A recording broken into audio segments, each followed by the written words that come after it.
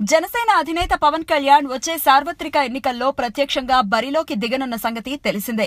అప్పటి ఎన్నికల కోసం ఇప్పటి నుండే గ్రౌండ్ వర్క్ కూడా స్టార్ట్ చేసేశారు. మరి ఎన్నికల్లో పవన్ గెలుస్తారా అంటే అది సెకండరీ. ఇప్పటికైతే పవన్ పై ప్రజల్లో ఉన్న క్రేజ్ గురించి చెప్పనక్కర్లేదు. సినిమాల్లో ఏదో ఒక చోట ఎవరో ఒకరు పవన్ పేరును ఉపయోగించుకుంటున్న వాళ్లే. అదే క్రేజ్ ను 2014 ఎన్నికల్లో బీజేపీ, టీడీపీ రెండు పార్టీలు క్యాష్ చేసుకున్నాయి. అసలు ఈ పార్టీలు గెలవడానికి పవన్ కీలక పాత్ర పోషించాడు అని చెప్పడంలో సందేహమే లేదు.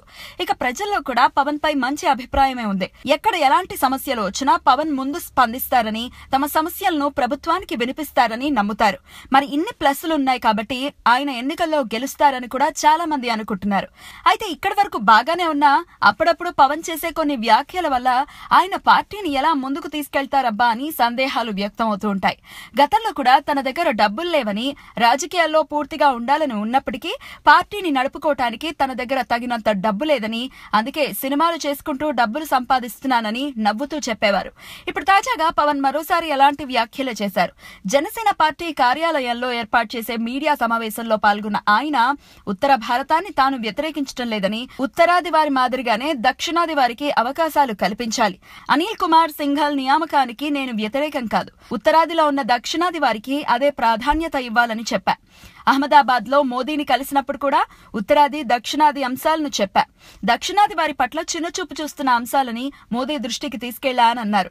ఇక ఈ విషయం అయిపోయిన వెంటనే ఖరీదైన కార్ల అంశాలపై ఓ విలేకరి అడిగిన ప్రశ్నకు పవన్ స్పందిస్తూ, గతంలో నాకు బెంజ్ కార్ ఉండేది, వాయిదాలు కట్టలేక అమ్మేశా అని చెప్పడంతో సమావేశంలో నవ్వులు విరబూశాయి. ఇది ఒకరి చావుకు సంబంధించింది.